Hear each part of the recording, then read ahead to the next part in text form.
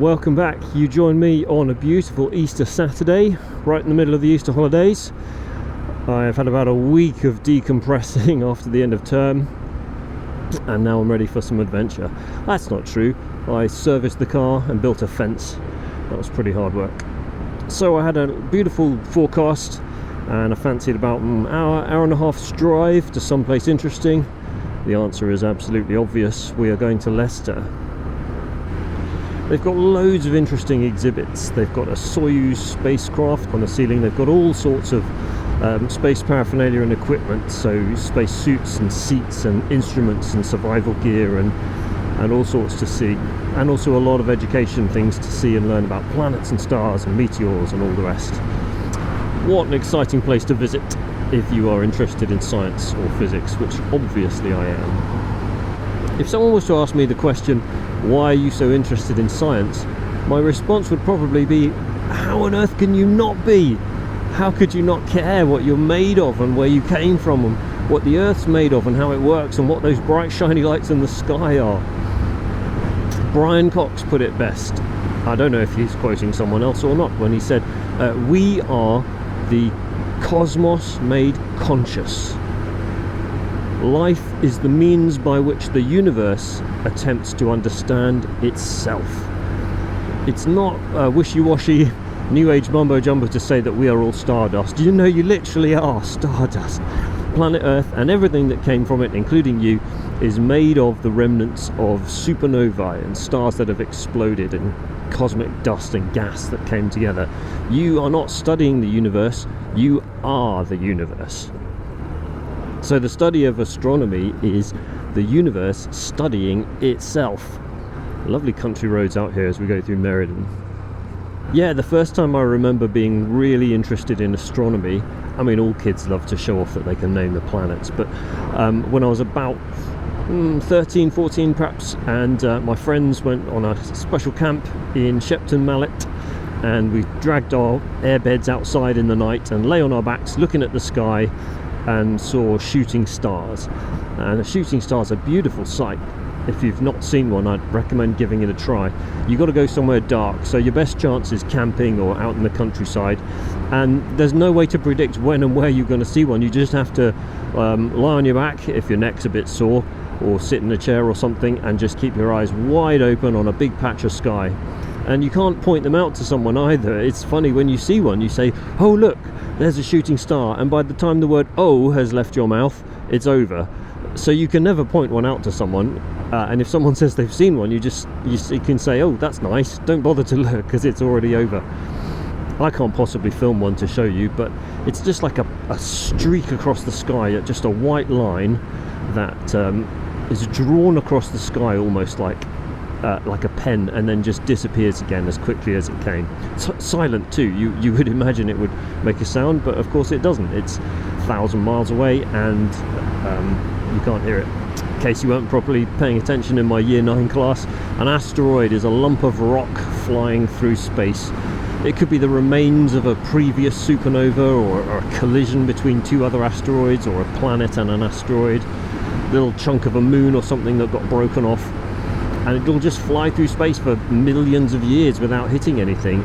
If it comes close enough to our planet, it might fall into our gravity and through our atmosphere.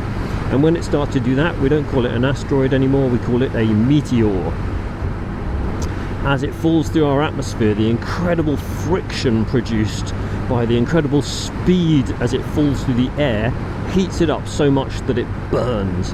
Now, if it's too small, it will burn up completely and never hit the ground, and you'll just see a bright, dazzling light as it streaks through the air. But if it's big enough, some chunk of it will still remain. It'll get through the Earth's atmosphere and a lump will hit the ground. And if it does that, we call it a meteorite. Rock names often end with "ite," like granite or balsite. So meteorite is a rock that was a meteor. You can tell because it has a dark, burned black crust on the outside that they call a fusion crust. And you'll probably find it in the bottom of a crater. I mean, come on, how interesting is that? How cool. There have been interesting news stories lately about space exploration. After the space shuttle program was was ended, and for a while the Soyuz was the only way to get to and from the International Space Station, private companies are playing more of a role, which is interesting. Also raises ethical questions, as my excellent colleague Frankie debated brilliantly. All the carbon emissions from all those space missions can't be good for the environment. On the other hand, the satellites that we've launched into space, which help us to monitor global warming and in the environment, have made a big difference. I think what probably is a bit useless is to spend millions or billions of dollars so that billionaires can bob uselessly in zero gravity for a few minutes at a time. We have had some terrible weather so far this Easter holidays, so I was going to jump at the chance to get out and have an adventure. Hey, you're coming into Nuneaton and Bedworth. You can tell I'm not a local. If I was, I would have pronounced it better. 54 minutes to go. Here we are riding through Astley or Arbury. I think probably Arbury.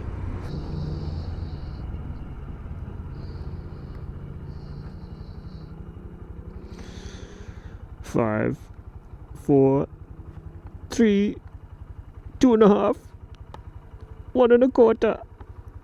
Go! That wasn't racist, that was me doing an impression of that guy from the night bus in Harry Potter. Just in case you're thinking it's not cool to do accents, Rich. Attleborough.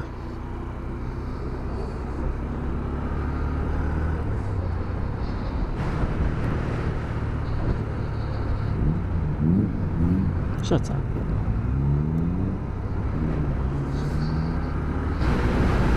"26 minutes to go, and we finally found a place where we can go fast enough."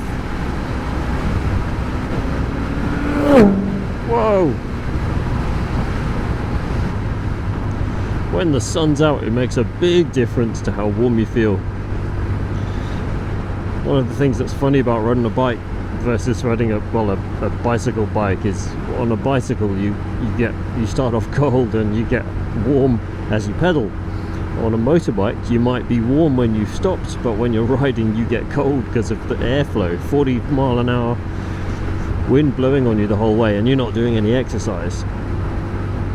So sometimes to warm up all you need to do is just stop for a minute. You know what, dude, you could leave a little more space.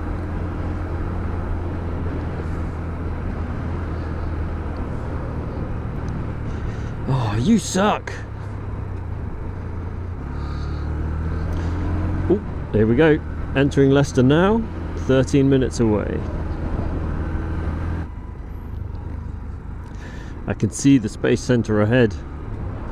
That interesting building is a metal framework with inflated plastic panels for walls and insulation. That's the rocket tower where you can go up to see the top of, I think it might be called Blue Streak. I'm not sure. I can see where we're going there.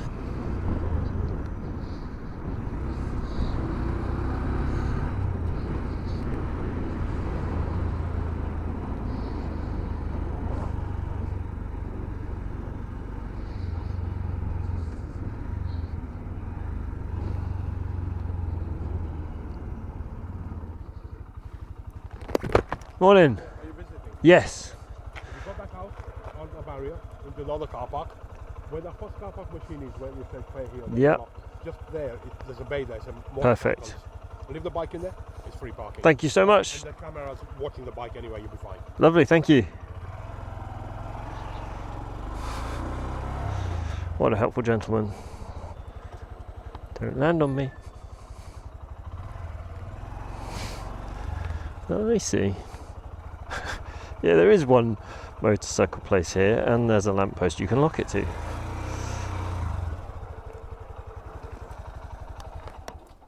That gentleman was very helpful, but in case there's no one here, bike parking is just there.